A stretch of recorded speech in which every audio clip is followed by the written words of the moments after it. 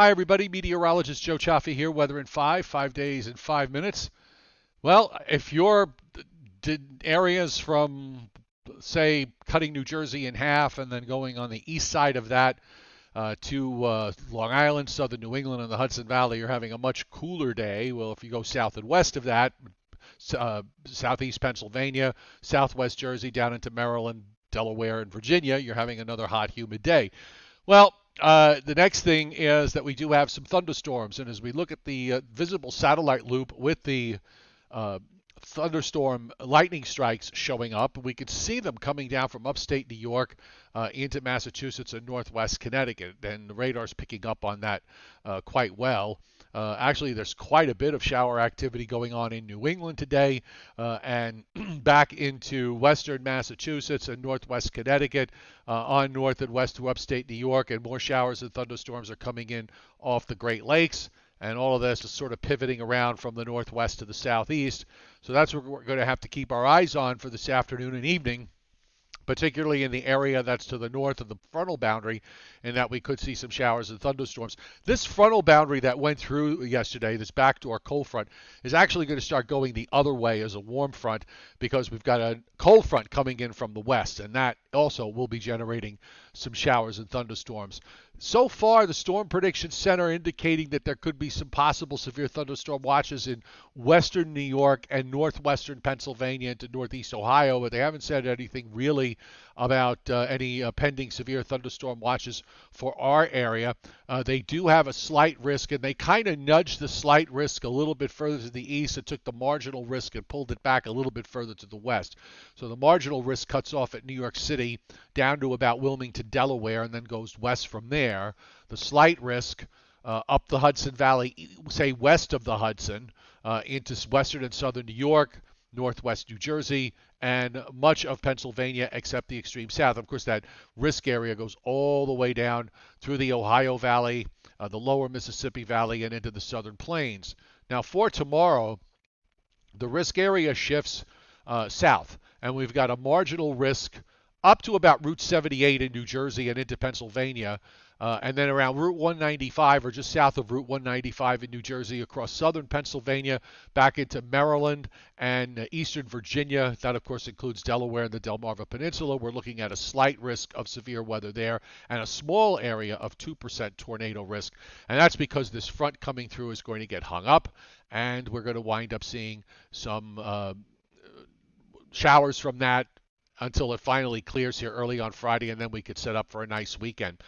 Rainfall amounts over the next 7 days, generally about 3/4 of an inch to an inch, inch and a quarter, with higher amounts in upstate New York, 1.5 inch amounts there, and lower amounts as you head down into Virginia, North and South Carolina, and Georgia, on the order of 1/4 of an inch or less in most places, except right along the immediate coast.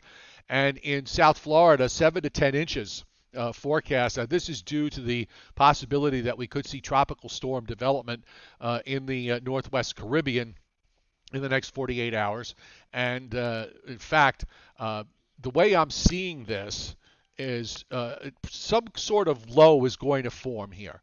I don't think there's any doubt of that. The models all pick up on it. The conditions in the atmosphere are somewhat favorable. They're not highly favorable. They're not. I wouldn't call them necessarily hostile, but there is a window there where, in an area where the wind shear is going to be less of a problem. So a broad low is going to come out of this. And you see there's a ton of rain here that moves into Florida, Central and South Florida in particular, as we head toward the end of the week.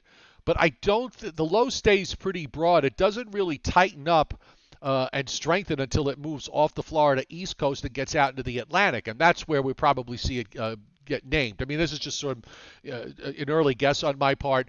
I don't think this is going to wind up strengthening rapidly before it heads over to Florida.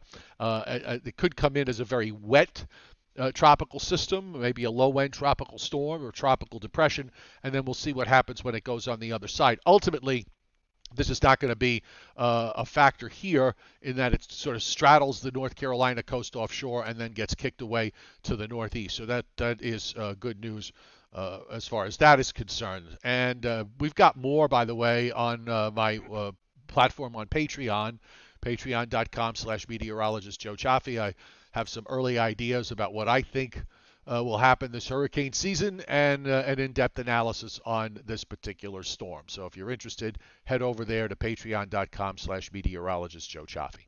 All right, here we go. So we have the GFS here. This is the new GFS. We're going to see some showers and storms around this evening. You see them in southern New England and over New Jersey and Long Island coming in during the late afternoon and evening hours. The radar as of 2 p.m. Supports this idea.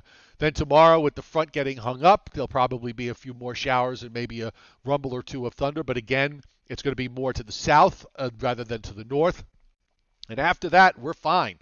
We're going to be dry for Friday and Saturday. I think Saturday looks like a great day with lots of sunshine, and we'll keep it dry and sunny through Sunday.